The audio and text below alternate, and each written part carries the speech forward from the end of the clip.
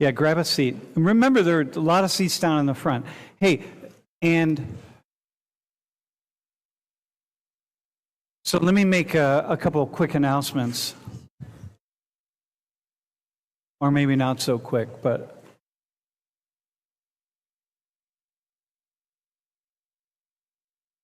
all right, so listen. Hang on. Bring it in. Okay, so yesterday, Julie and I sent an email out to the entire class with 5 different announcements. It's really, it would behoove you to make sure you find that email and read what it says, okay? Because you want to. We're moving forward now, so I want to go back and say something and be really clear about where we're at. So every day in class now we do the Canvas attendance quiz. And if you're not in class, that means you watch class video and you do a class reflection assignment. Now, if you're not in class, the easiest thing to do is find a friend who is in class and have them send you the attendance code. And then you can be home or the Cafe 210 or where the First or wherever you want to be and take attendance for Social 19. But here's what I want to say to you. You don't want to do that because we have a way of knowing when someone's not in class. And that's just a really, really bad thing to do from the perspective of Penn State University and your career. So don't share the attendance code. Okay? Can we go to the... So, by the way, this is the title of today's class, so it'll become very clear in the very beginning of the class. Can you go to the next slide? All right, so listen. Exam 1 is February 8th. That's 2 weeks from today. And what's going to happen is we're going to be in class. If you're in the web section, you got an email saying go to room 104. But if you come here, we do class for like 35 minutes, and then we take the quiz, we take the exam. And everybody is going to do a class reflection assignment, a single one, like you did on that snow day, day 3. And that's going to close tomorrow at 6. Normally, the class reflection assignments close in 7 days.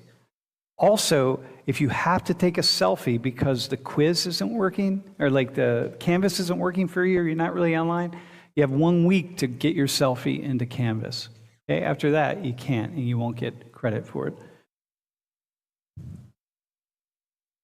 So it's in class, no notes, bring your phone, bring a laptop, whatever the case is. That's how we're going to work. You have to be in class to take the quiz. So unless we've made arrangements with you somehow, you have to be here. Okay? Are we good? All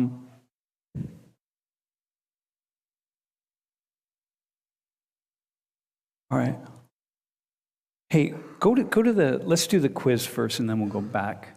Well, hang on. No, let me put Will up there.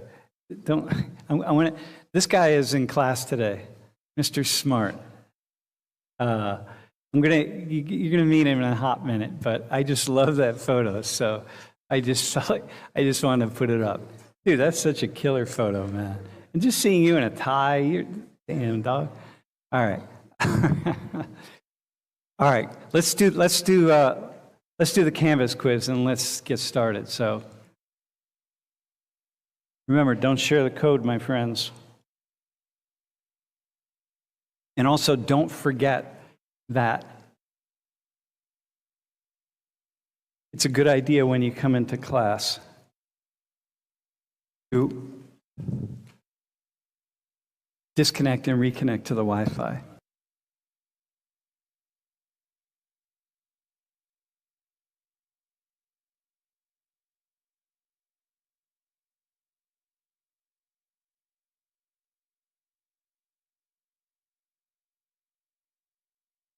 So don't do that.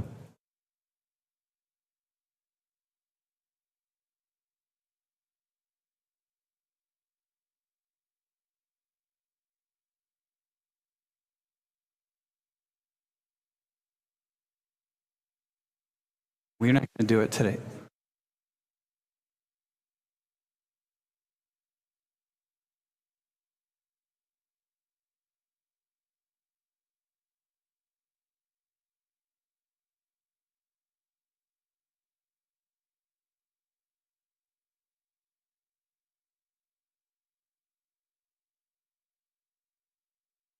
Listen, don't forget, if you have to take a selfie, make sure you get that in the selfie.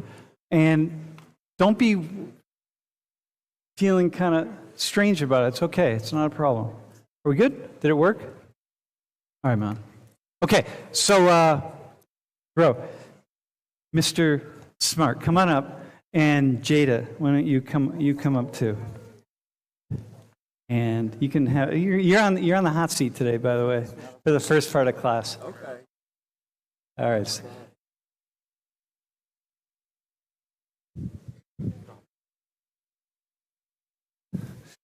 You can just have a seat.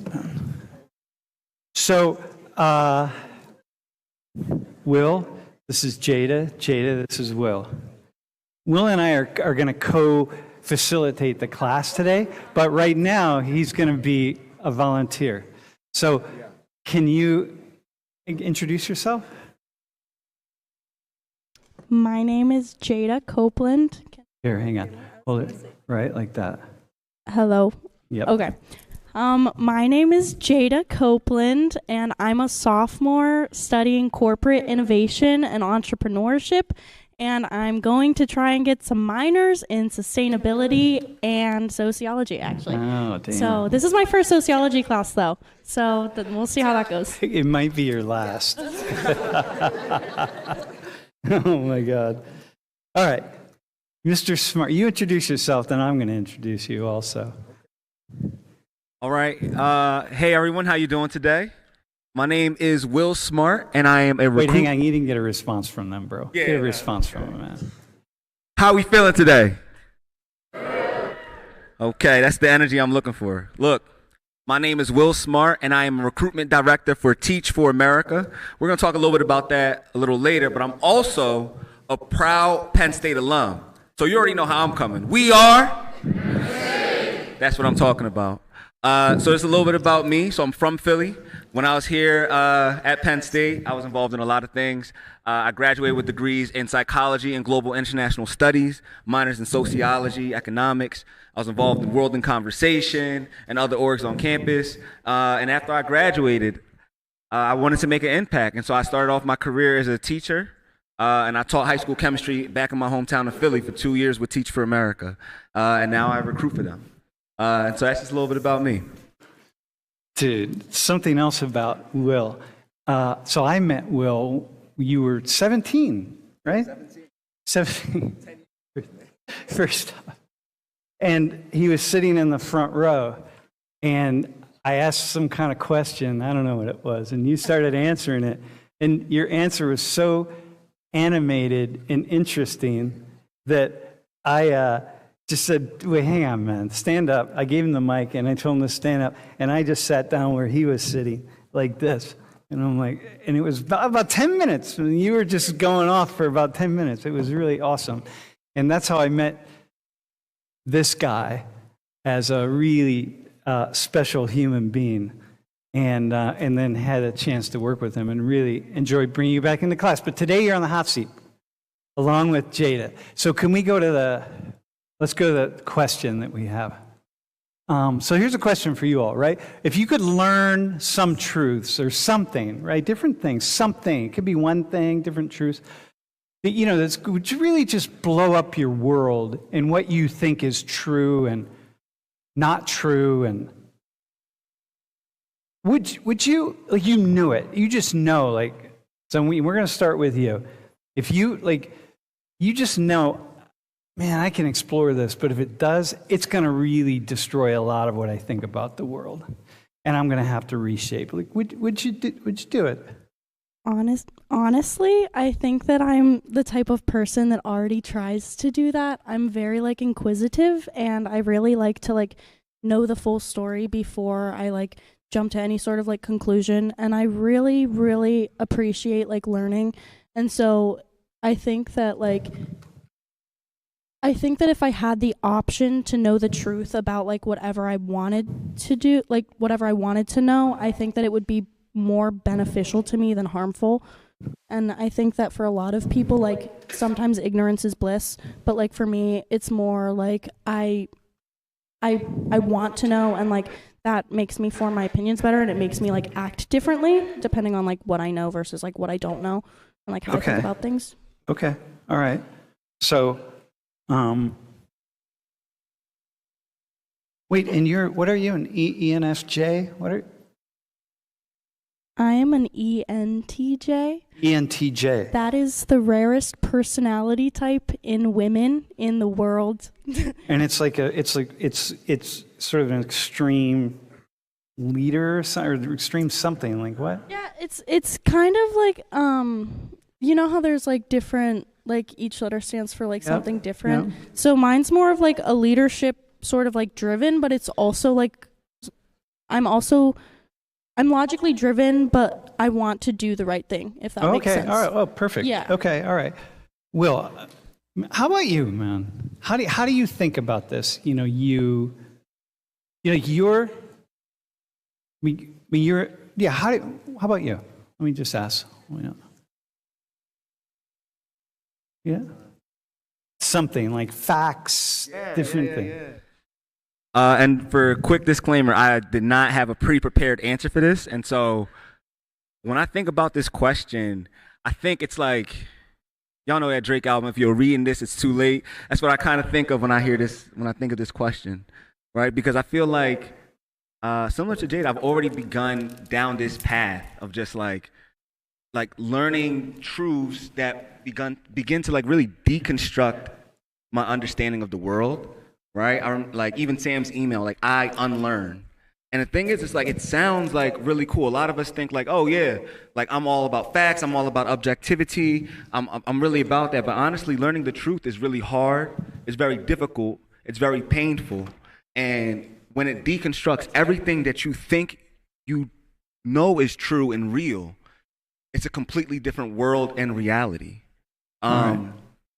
But there is a power in working towards learning the truth or working towards truth, right? And all right, hang on. Let's go. I'm not give going to you an preach example. too much. But Yeah. All right, go to the next slide. All right, so something I've been getting into recently, it's past few days, not past month, I guess. So one of the blessings and the curses of being me is that I have people, regardless of what I talk about, I have people emailing me with different versions of whatever it is that is said in this class.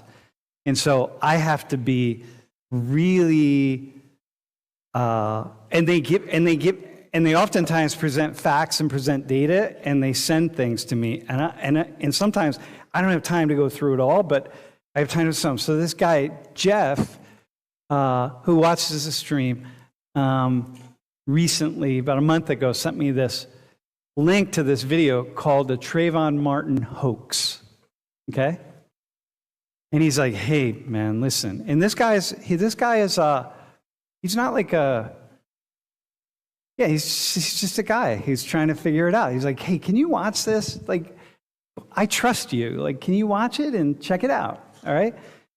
So I didn't watch it yet, but I watched these two guys analyzing it. And then I watched these two guys analyzing the death of George Floyd.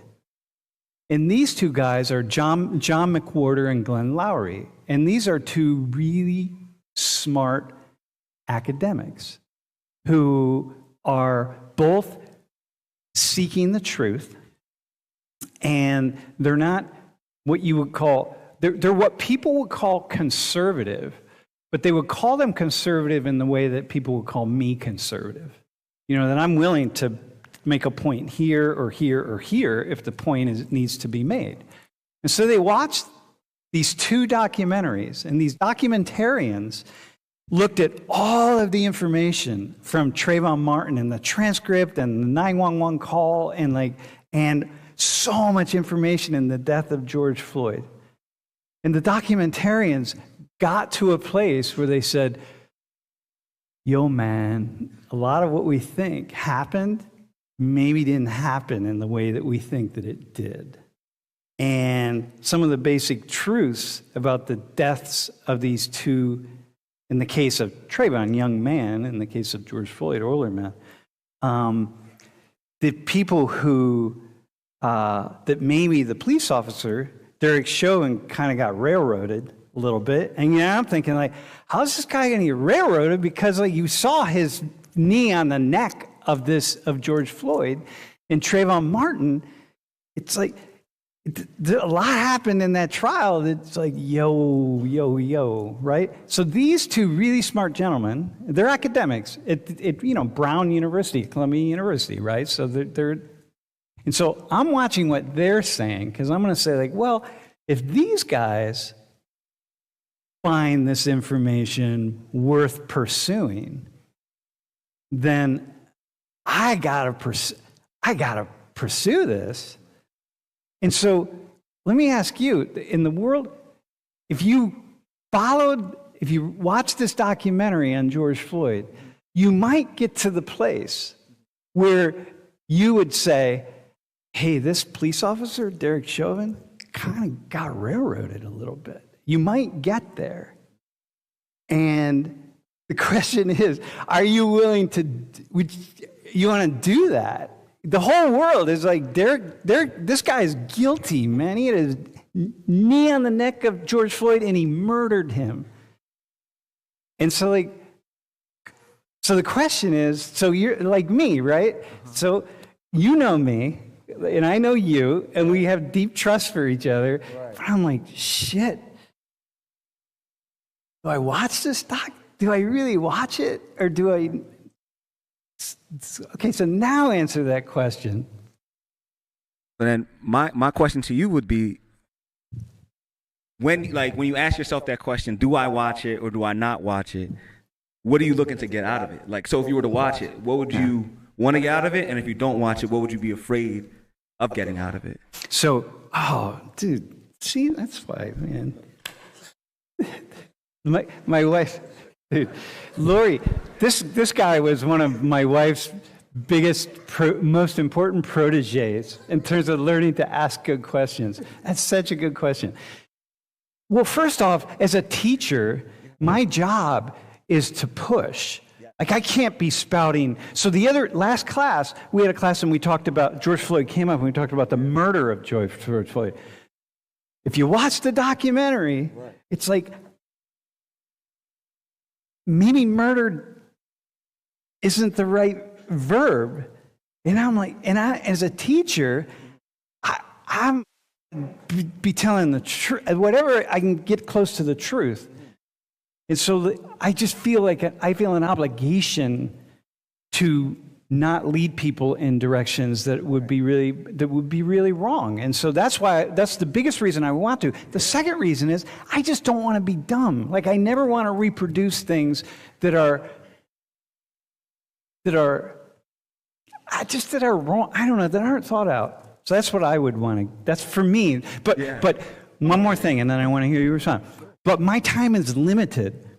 I got a long list of things like this that I could be exploring, and I'm just like, oh shit. But this came up because of last class. Right. So I said, I'm going to ask Will this. All right, go ahead. And so my response is that, Sam, as an educator, I think you're doing a very powerful job with your class, because your job here is really to get students to learn how to think.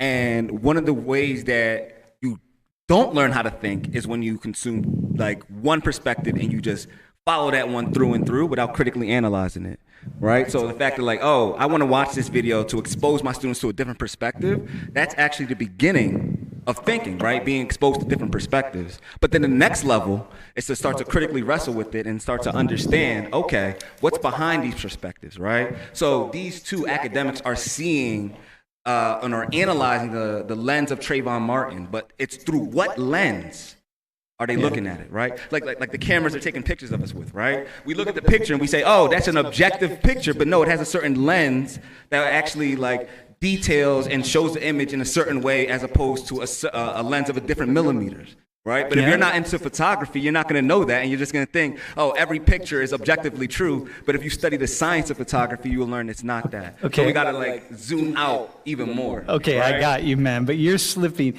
You're like being slippery here, man. Dude, right? I'm asking you, are you willing to watch this documentary and get to the end, and you might say, Derek Chauvin, the cop, didn't murder George Floyd?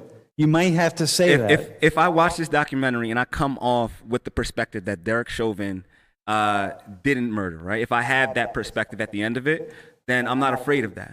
Because I know that the discourse in this work was not about the indictment of an individual, right? Sociology is about systems. It's an indictment of an unjust system. Yeah, so but maybe the pundits were wrong about this, but it doesn't excuse the other example. So it's not, I'm not afraid of that. Yeah, but listen, man, but you understand as well as me that the death of George Floyd, it was one of the single most powerful moments in race history in the United States of the past since 1968.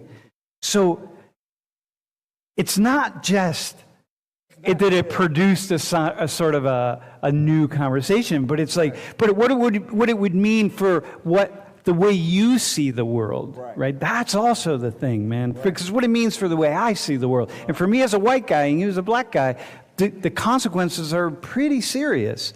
Okay, so hang on. So we're gonna sit there. So for you, so you're a Christian, right? You said you were pretty seriously Christian?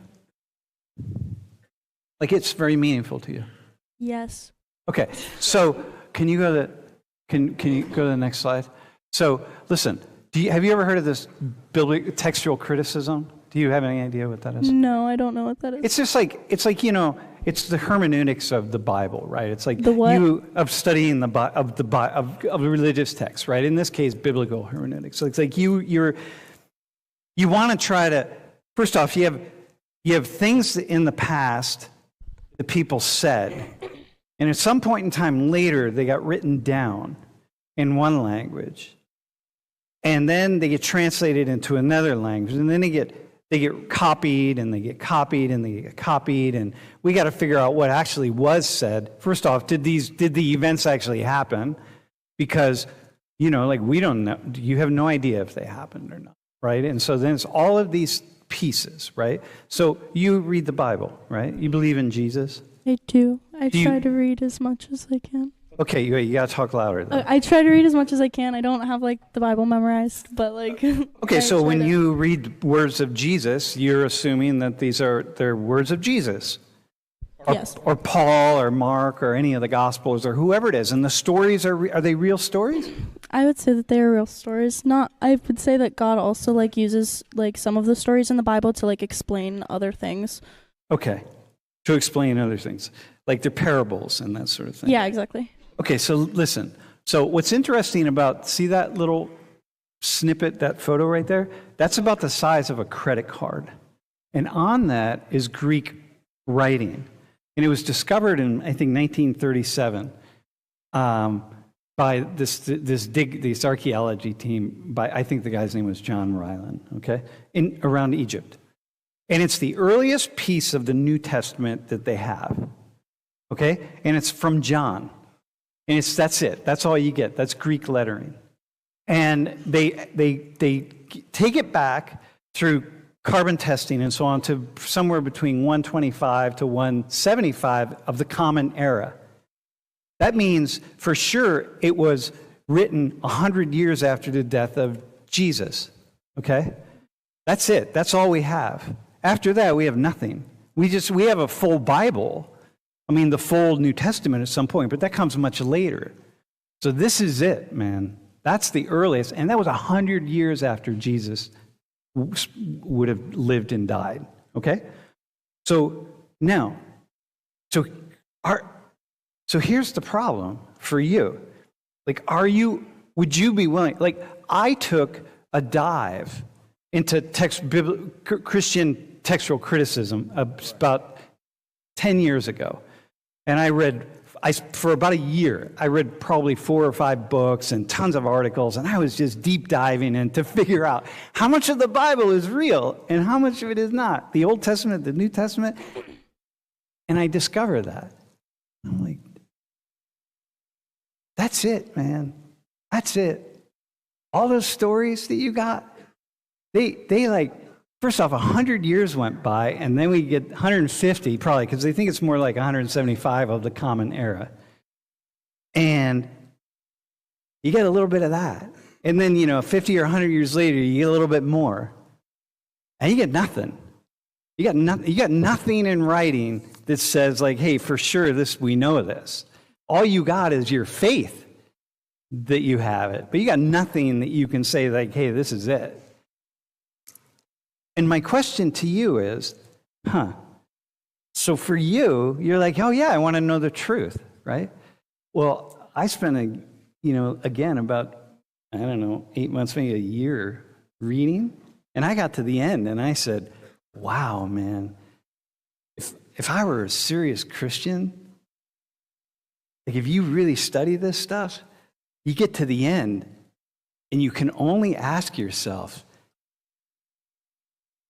all you can say is like, wow, whoa, wow. So my question to you is, this is your faith, right? This is your faith. And I'm not telling you to abandon your faith. I'm none of that. I'm just asking you, what would keep you from making a deep dive? Because basically, in a way, like you just have stories that are, it's like it might as well be fiction. I think faith for me, I think it's really hard to like base faith and like what happens when you die off of strictly facts, because nobody knows what happens when you die.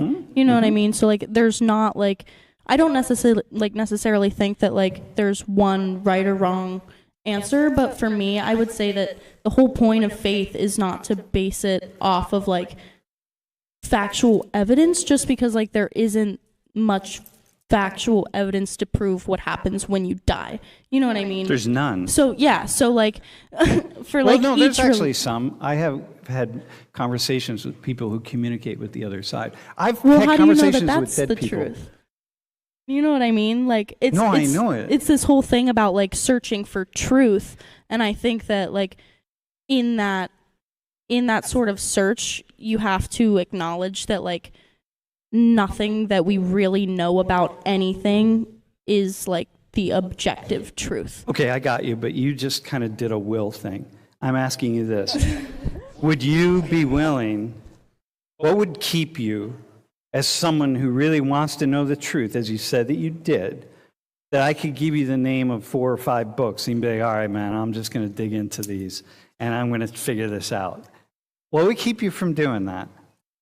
Honestly, nothing. Like I would be open to it. Like I would read your books, you know what I mean? And like I would form an opinion based off of what I read, but I wouldn't, I think because of like the faith that I have now and like I've been Christian my whole life. Like I was raised in the church, but like I was the only person in my family to like go to church. So it wasn't like a forced thing. It was like more of like my own will, you know what I mean? But I think that you should look, and I think that you should, like, the more knowledge you have, like, the better. Okay, but hang on. I'm sorry to cut you off again. You're saying you should look. And I'm like, yeah, but you can't blame people for their answers. I'm not asking people, I'm asking you. I'm telling you, if you read these books. I would read the books. And if you do. I would. The faith that you have today is going to be different. It might be different. No, it's going to be different. It might be stronger. Oh, I see. It's not that it's right. It might be stronger because it's not that. It's just that it's it's like you're going to walk on the edge of a cliff. This is like Will watching this documentary. It's going to be different. It's going to have a new meaning. It might be yours. But this is the thing. So both what I got from both of you is we really need to look at things that we're not familiar with, and we need to check this out and check that out. But it's like, it's one thing to say this. It's another thing to take the risk and really look at some things that I'm pretty certain I disagree with, or I'm pretty certain I don't believe. But if I do walk over into this, my world might blow the F up. And by the way, people on the stream, I'm not trying to get her to not be a Christian, okay? And I know what's going to happen. I'm going to have all sorts of Christians who sending me Bible stuff.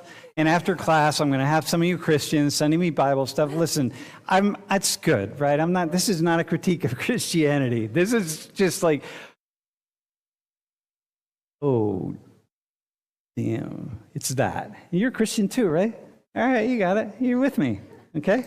All right. So anyway, listen, I really like your answers. It's awesome. And I'm not pushing you to watch it, but I think the way you responded is kind of the way that it's a nice response. It's a good response. No, it's a really good response. And there's a cliff that you can step off of. And when you step off of that cliff, you don't know where you're going to land. And like, damn. What's that? I think that's the hardest part of it, because I feel like a lot of people who do have opinions about things often skip over the fact that they might be wrong, and so they do everything in their power to avoid risking that chance. So instead of looking into things that might argue with that or go against what they believe, they're gonna find more things that just strengthen their argument. Whereas if you were to send me those books, I would want to read them, just because let's say that my faith did come out stronger than it was before, I would be able to reference the book you gave me, and I would be able to look into that more and figure out things that I wouldn't, you know what I mean, how to dismantle that. Yeah, but you might abandon your faith. I might. You might get to the end and be like, yeah, this is a bunch of bunk.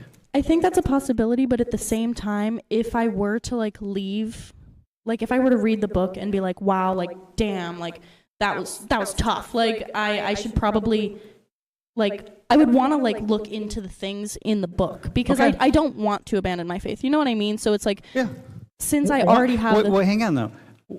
How old are you? I am 19, turning 20 in June. Why not abandon your faith? Hang on, people in the stream, relax for a second, okay? Why not abandon your faith? You're only 19, dude. You happen to be born in this society. Maybe you're supposed to be Hindu or Buddhist or something. Maybe you're supposed to follow, you're a shaman waiting to come out. What's wrong with abandoning your faith? If you start you're 19 years old. If you start with putting walls around where you might want to be, you've already really limited what's possible. Hang on, I'm going to leave you with that. You don't have to respond to it. Just. I have an answer. I'm going to think. Yeah, you think about it. Later in the semester, you come up. Well, you know what's going to do? I'm going to give you one of the books. I'm going to bring one in. And then later in the semester, toward the end, you're going to come up and you're going to be like, all right, what'd you get out of it? And you decide. I can do that. I will. All right, man. All right. Thanks. All right. All right. All right, Mom. Thanks. Okay, ready? Hey, man, they're going to take the table now. You and I are.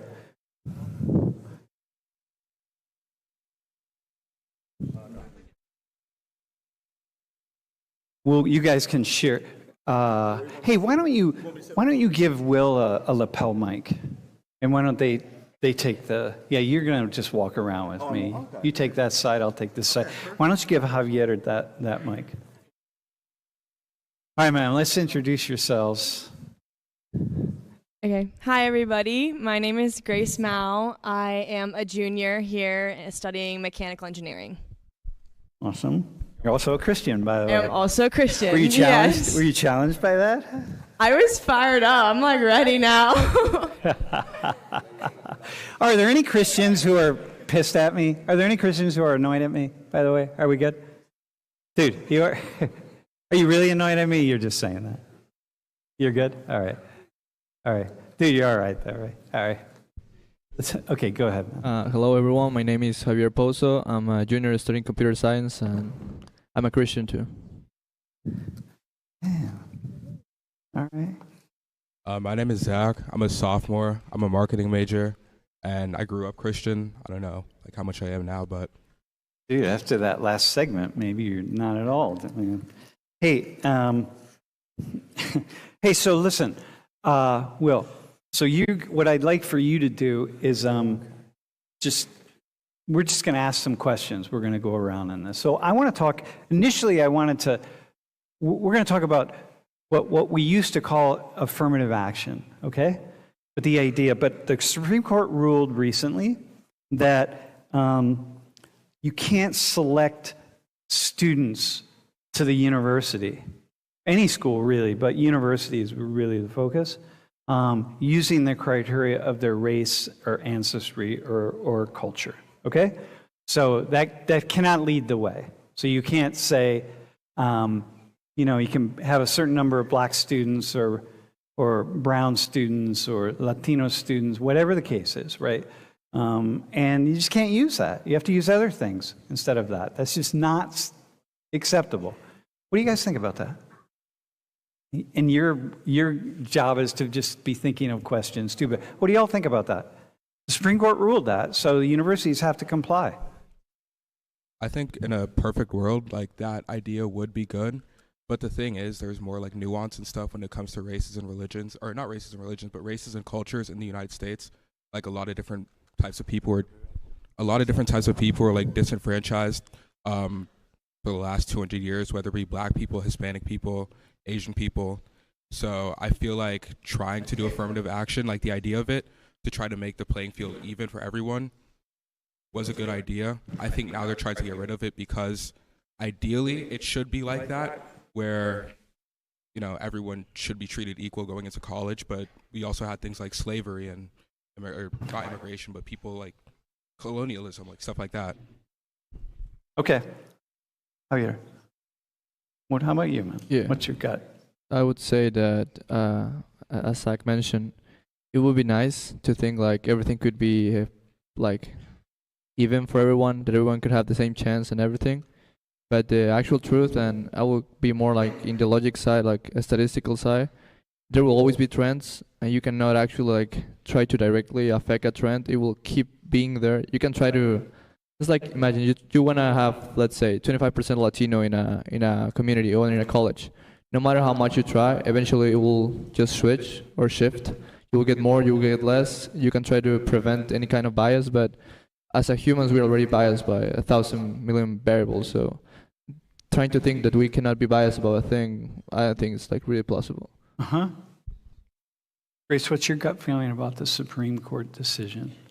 I mean, I'd agree with both of them. Like it would be really nice, of course, for it all to be equal, but this world is unfair, and the trends will fall as they do, and I don't know how much power, like I don't know if yes, it's a Supreme Court ruling, but I don't know if the universities will truly follow that. Well, okay, so here's a question. So here's what's kind of interesting. So this guy grew up in North Philly, right? Northeast Philly? So you grew up without means, without resources. Yeah, you can just. Yeah, so I had, there was some, but in general, the schools in Philly don't have resources. Like Philly is it's the most underfunded big city in the country. Seriously? Yeah, I think so. For education? For education, I think so. Okay, but now we're talking leveling the playing field at some level, right? But you come from means, right? And you're upper middle class. So these two guys here, so you got the Latino guy and the black guy, Afro-Caribbean, right? You're African-American, Jamaican, you're kind of a mix, right? Both your parents are Jamaican? Okay. So the Latino guy and your compadres here, right? They're relatively speaking, certainly relative to the world, they're rich, right? And so, what's your background? I'd say I'm also like middle class, upper middle class, I think. Okay, all right. So if we have some kind of, so as a white woman, if we have some kind of affirmative, some program that's going to help to even the playing field, these two guys are going to benefit from it. You're not. But well, how do you think about that? Because like they got money, man. What the hell? This guy didn't. But I mean, how do you think about that? This guy here, dude.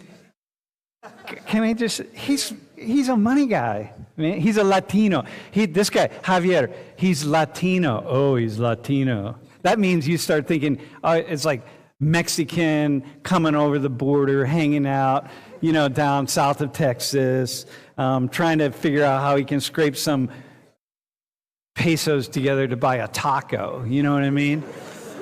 Dude, this dude's rich, but you're going to benefit from some kind of affirmative action stuff and as well here. So how about that? I don't want to start a fight between you, but like, come on, man. Go ahead, bro. Like, I would like to say, like, at least in like my Latino perspective, and I hope like there will be a bunch of Latinos here too. As much as we're getting in debt, I think a lot of like U.S. citizens too are getting in debt on like college in general. And I would say like, yeah, I'm pretty privileged, and I'm not gonna lie about that. Like in the country that I live, like my family's from Peru, but now they moved to Chile and now they're living in Canada. You would say like, okay, like his family is doing good, and of course it is. But I'm not really saying that. For my whole life, I was thinking about coming to like US and things like that. But I think even though we will keep trying to make the field leveled, if in order to be like rich people, there needs to be poor. In order to be someone that's good, there's need to be something to be bad. So there will be always have to be some kind of contrast. Even though we don't like it, even though we wish it was like all playing field and for everyone even, it will never happen. No matter how much we try. Okay, so but if we have if we have some kind of affirmative action, like one of these programs, right, benefit programs, when you check, if we have that here and you check the box off that says Latino, you're going to automatically go in this column over here. Yeah, but by getting that check, by getting that like free way to go through that route, you're even making the gap even wider in your field, like in your place, with your people. Yeah, exactly. Okay, so in that sense, the Supreme Court decision maybe is a good decision. It's like, stop doing this, man. It is a good decision in paper, but that's all what it will be. Like, I would think. Mm-hmm. It sounds nice. I wish, but it won't You really... wish what? I wish it will like word as we're talking about. Like it might help other people to actually say like, okay, like have this chance. But if someone is living their entire life just to see one chance, it's like, are you actually living, or are you trying to fulfill a ideal of what you are? Hey, okay, I hear you, Zach. What are you thinking about this? Because you under a program in which Penn State seeks or gives something a little bit special in some way, right? What we're trying to do, because you said it earlier, I think, like we want to level. This is what Will is doing here. He's going to talk about it in a little bit. We want to level the playing field per se. Like the more we get. Even if like Will grew up without means, but let's say but now he's doing very well, and he has a kid, he has children, his children are going to move up. So like, because he got certain opportunities here, he just grows and it's like, okay.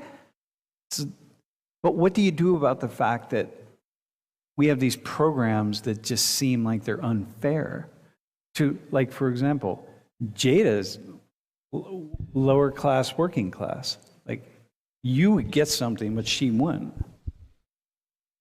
How do you manage that in your mind? I think you kind of said it though, because like for Will, for example, you said he grew up without means, and now that he's able to go to college because of these programs, his kids will be able to do better in school.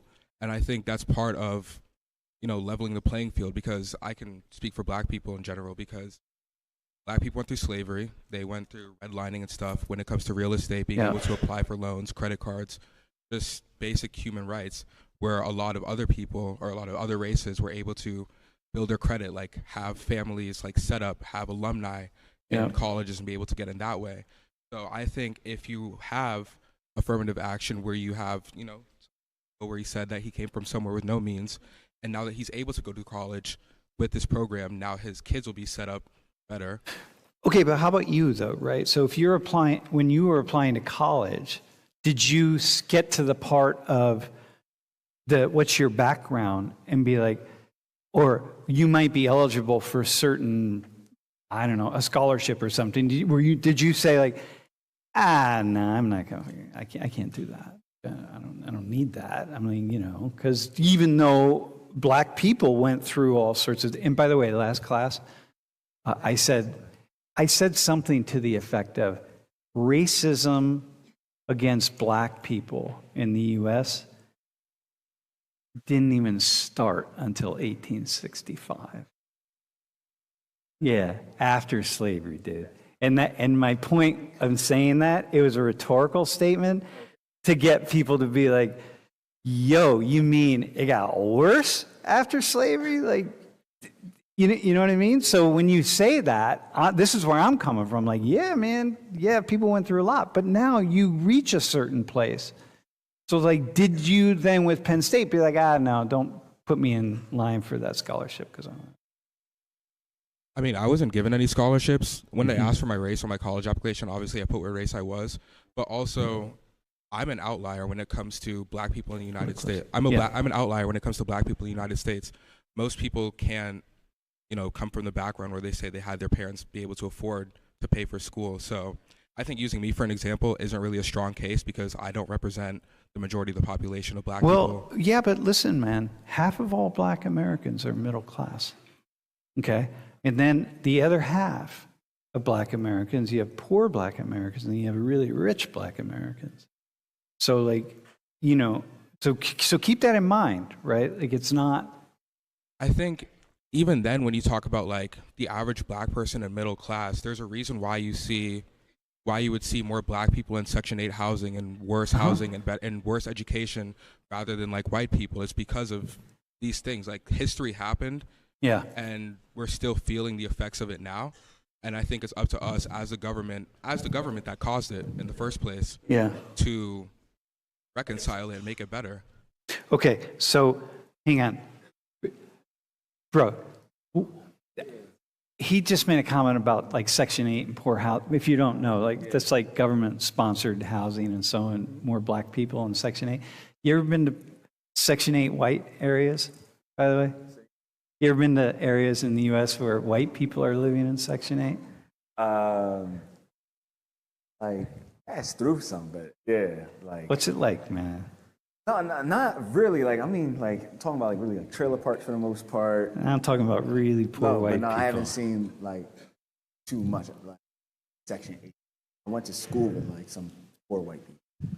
Yeah. But they were still better off than poor black people. Somewhere. Like, so for instance, one of my friends, his mom worked at Kmart, but when his grandfather passed, they inherited his house. That's the difference than my other friend he was white, and my other friend who was black, both his parents worked fast food, but they didn't have that generational wealth. And there's a story of black Americans not being able to get loans. To buy their own property and so on. And this is one of those things, like if you don't know about it, you don't. And this is like one of those things that like, I really like this question of like, what are we afraid of or what we're trying to hear and like, or how we try to think, because when it comes to this affirmative action conversation, it's just like, oh, but it's just not fair. And it's just like, okay, why is it not fair? And it's like, oh, because you're taking away an opportunity from me and I worked hard. Okay, okay, but it's like, are you really asking the right questions? Or did you study your history? Did you understand how affirmative action was for like years given to like people that had white skin and the different types of affirmative action programs that are in place, but we focus on race? Like, why aren't we asking questions like, okay, is affirmative action only by race? Are there other forms of affirmative action? Because there really are, right? Like legacy admissions, like Ivy League schools hold a certain percent, way more. Like Penn State, for reference, has only 4% of black people that attend here. Legacy admissions anywhere between 20 to 40%. So your seat isn't like really like getting taken away from like this person. It's getting taken away from that person that looks just like you and didn't really have to work that hard. So we're really not asking critical questions when it comes to this.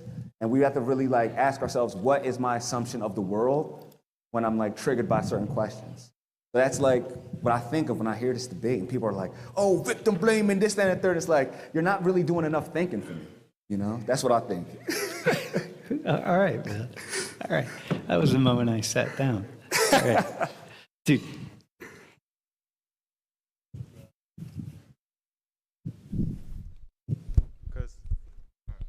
We're talking about all three of y'all too, but also the professor, talking about how in an ideal world, it would be nice that everybody could be on the same playing field, right?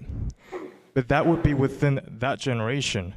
But if we were to think about the rich, it's usually the parents who are rich.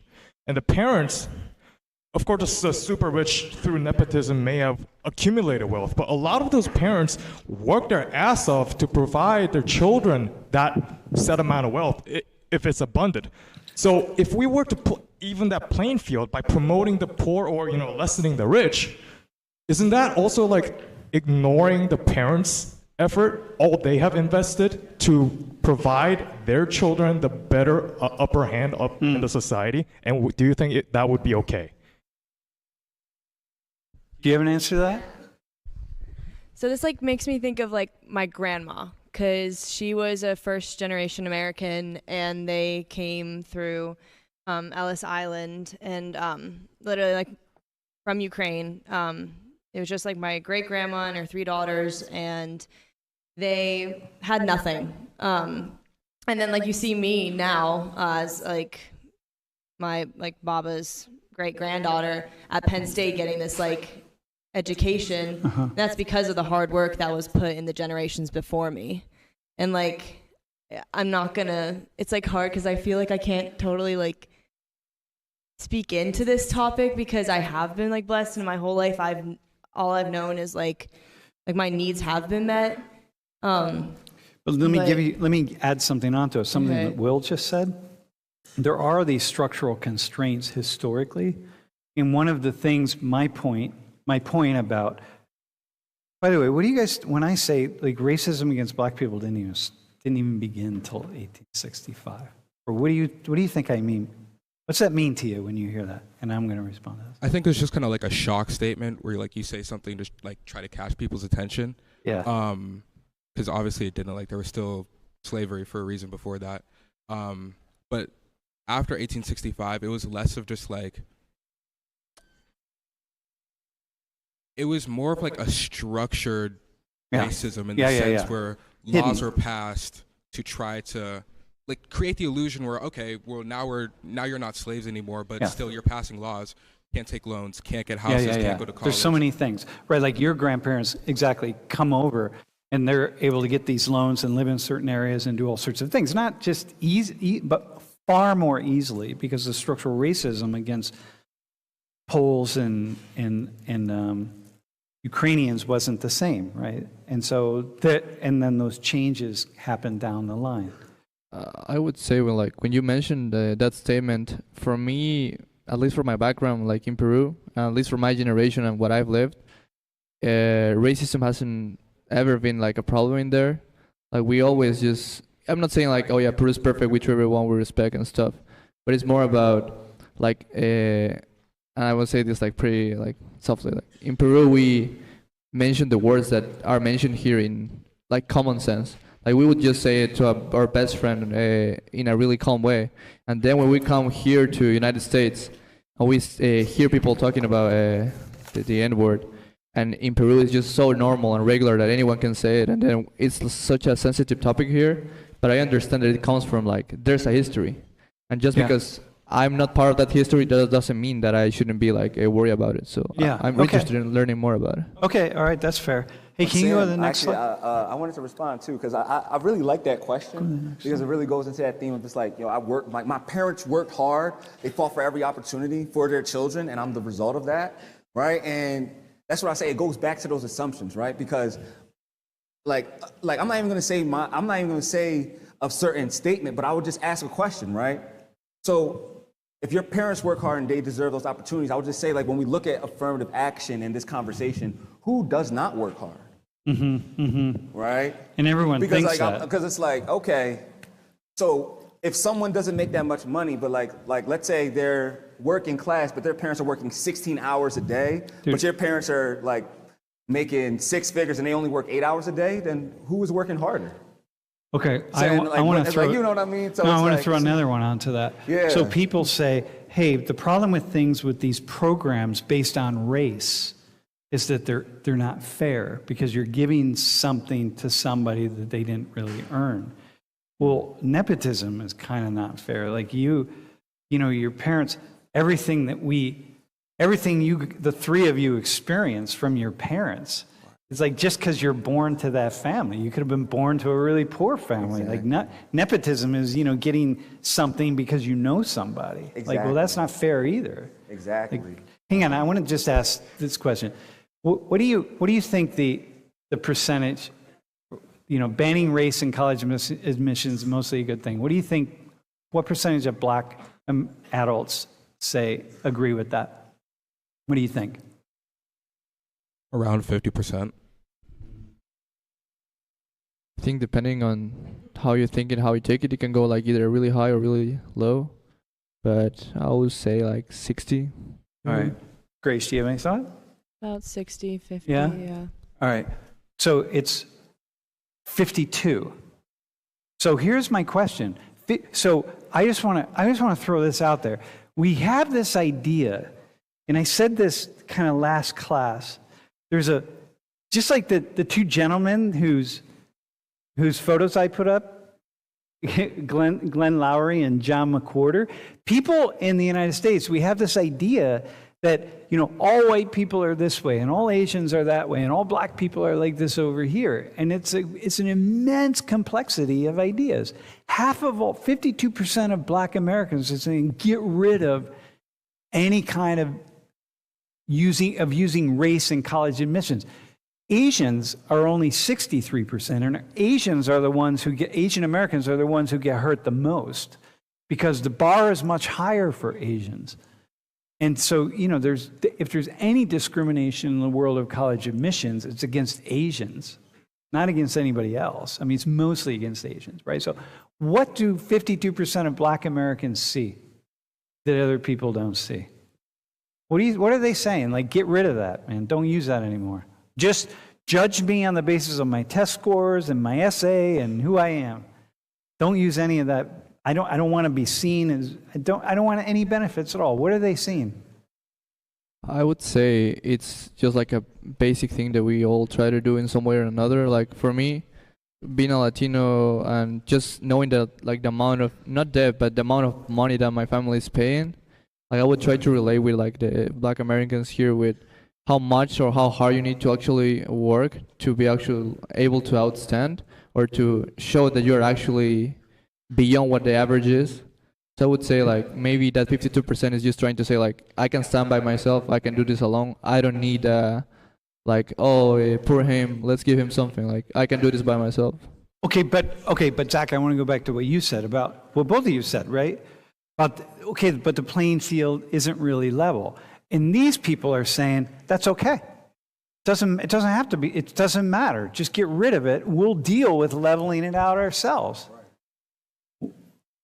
I think my idea as to why a lot of these percentages are saying like they think banning it is a good thing because affirmative action causes colleges to like set a quota and they try to hit a certain amount of students per, type of race, type of culture, and it takes away from letting students in that have better scores, which is why I say like in a perfect world, it would be good to have, just have nothing, like let everybody in based on whatever, like on their college scores, GPA, yada, yada, yada. But there's there's more kinks to work out when it comes to affirmative action. It's more nuanced than that. Yeah, these kinds of things. There's a lot of kinks to work out. And bro, let me ask you, as a college, and you're going to introduce Teach for America in a second. Yeah, no so problem. Zach just said it might lead people with some higher scores to be pushed out and letting in people with slightly lower scores. Yeah, but that's as a what they- guy who is in this world, Yeah. first off, I don't know the difference between an A- student and a B student, to be perfectly honest with you, man. I don't know. You know what I mean? I have no idea. And every job I've ever gotten, except the Penn State job, has been based on nepotism, because I knew somebody. Exactly. Every single thing that's ever happened in the world of work for me is nepotism. I knew someone, except this Exactly. current job that I have. I showed up Exactly. one day and they said, all right. Yeah. So can you just respond to what he Yeah, just said no, for about sure. test scores? Like, are they really like, what are you looking at in a No, student? I mean, like, Because you're hiring these people. yeah, no, I mean, for me, it's one of those things. It's like it's like when I hear your responses and I think of like the 52%, it's, I don't know, it just comes to this illusion of like meritocracy. I just think of like time and time again, and like when I say that, it just really means it's just like, oh, like, you know, like when we have a certain quota, undeserving people will get it, but really not enough deserving people have that opportunity. And the thing is, when it comes to like Wait, nepotism, hang on.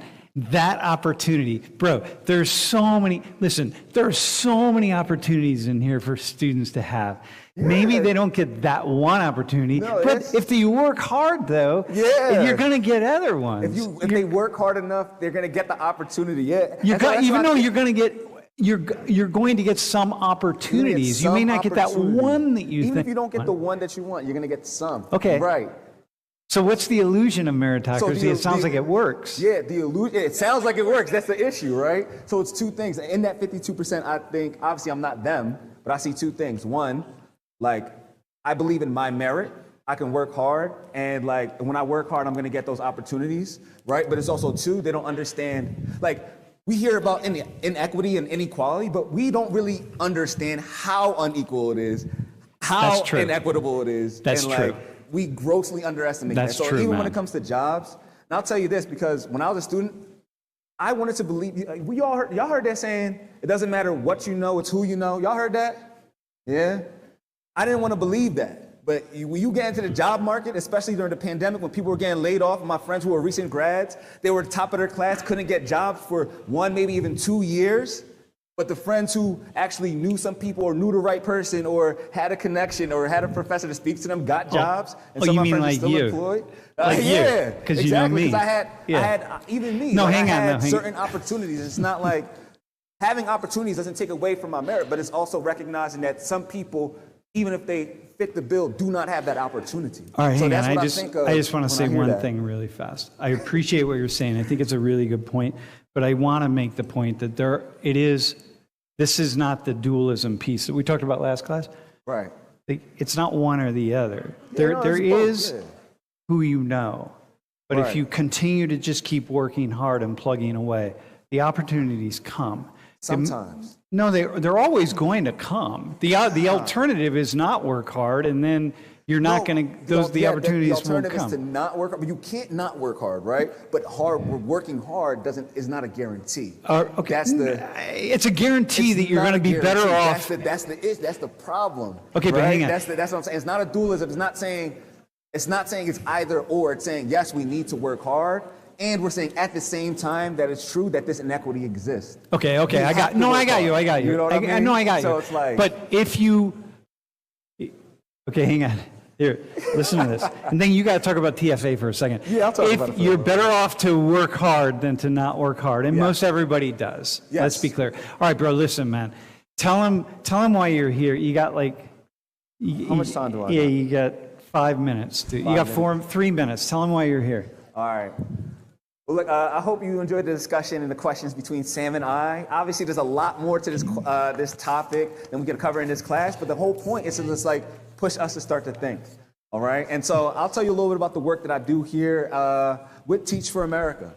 And so Teach for America, a lot of people think that this is just a teaching like pipeline program, but it's so much more than that. At Teach for America, we're a nonprofit leadership development organization dedicated to finding passionate leaders who want to improve the conditions of our communities, both inside and outside of education, to really change our society, right? We recognize and we see that educational inequity or educational inequality, right? The fact that there are unequal opportunities available for our children, unequal resources available for our children across the nation based on the base of race, class, and zip code, both urban and rural, is one of the greatest injustices facing our country today, right? Every year, 1.2 million children are dropping out of high school. That's 7,000 students a day, or one student every 26 seconds.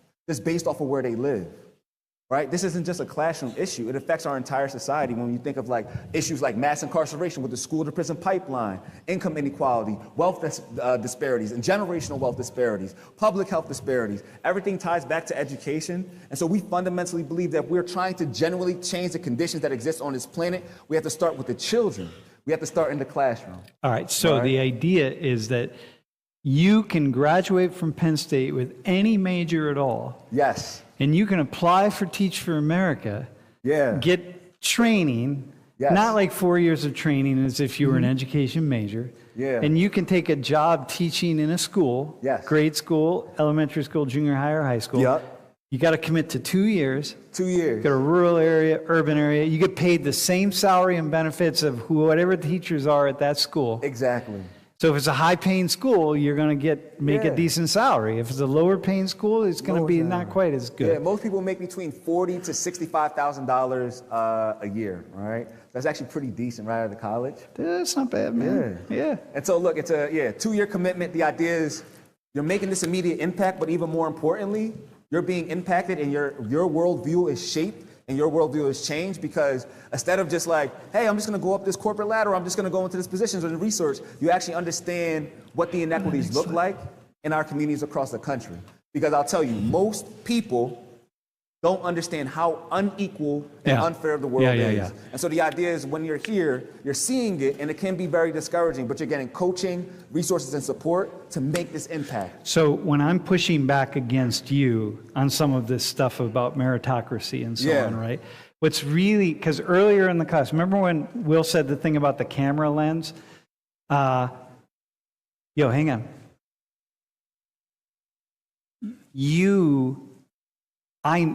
I'm pushing on you, but I know that you're coming from this space where you see this incredible inequality that it's just like, man, and that sometimes it just feels like even if you work hard, it just doesn't matter, because you see some of these communities that are just so incredibly poor. So listen, I got to get, Javier has something to say, but look, can you guys, look, first off, you, even if you're not graduating, you could find out about this, and it's a really awesome opportunity. Right. In your world, though, bro, it'd be lovely if people just got on there and sent something. So look, I mean, here's the thing. You don't have to do the 2-year teaching commitment, right? There's a lot of different majors here, but if you do, there's a lot of benefits. We can talk more about that later. Other opportunities to engage is that there's a virtual tutoring fellowship, our Ignite Fellowship, where we need people to sign up to tutor elementary school students in English, and middle school students in math, and high school students, because the inequities start young. And you don't have to be a U.S. citizen. You don't to do that. You have to be authorized to work to do the virtual. All right. Okay. Okay. You have to be authorized to work in the U.S. and it's a virtual opportunity, 3 to 5 hours a week, $1,200 a semester. It's only 10 weeks program, and you're making an impact, and you're getting quick money. So you can do that, and there's also a summer program. But look, please take a few seconds. Just take 30 seconds. Scan this QR code, right? Fill out the form. It's going to give me your email. I want to just send you an email with just some resources, right? And you don't have to follow any of it, man. You don't got to follow it. And I also need to get credit to show that I was here, so please just do that. And you can show me your phone after you get the completion screen. That'd be great. See my guy in the back already got it finished. Excellent work, man. All right, bro, you had a comment. No, you can kill the mood. Go ahead, dude. Excellent. Thanks so much for scanning those. Make sure you fill that out. Submit it, man. Wait, I actually have a question for you. How do you feel like that I kind of, really pointed out that you guys come from means. Is that fair for me to say that?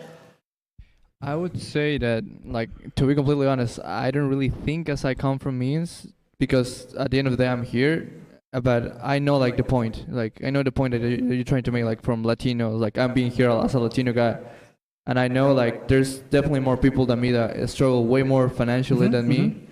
So I think it's like a good approach, because you're not actually attacking me, but actually trying to point the generalization of my ethnicity. Yeah, because what happens is we hear Latino and we just put him in the same category. Oh, Latinos. We're always talking about Latinos, the oppression of black people. So same with you. Is it fair that I say that about you? I think it is. It's important for the conversation. The thing is, I didn't even always grow up having money. Like, it wasn't until like 2014, but I always grew up. It was just me and my mom, and it wasn't until recently that we were able to like afford these types of things. So I don't know. I feel like I can see both sides, but I also think it's important for you as the facilitator of this conversation to point that out. Yeah, and then I'm trying to point out the complexity of this race question. Sam, I think it's so fair and important that you asked that. Yeah. Dude, hey, can we have a hand for these guys? And if you want to talk to Will, talk to Will afterwards, man. Well, wait, hang on. Dude, Jeff, can you come here for a second? So people on the stream can see. You can put it up. This is Jeff. Jeff is the guy that makes all. Dude, this is the guy that made the live stream. Nisha keeps it going, but this is the guy who. Jeff Hamill. Dude, what else do I say about you? Nothing. Nothing? Dude, this is the guy I rely on that makes the whole thing happen. Yeah. Thanks, man. So, stream. Subscribe. Jeff is here. Subscribe. That's it. Yeah.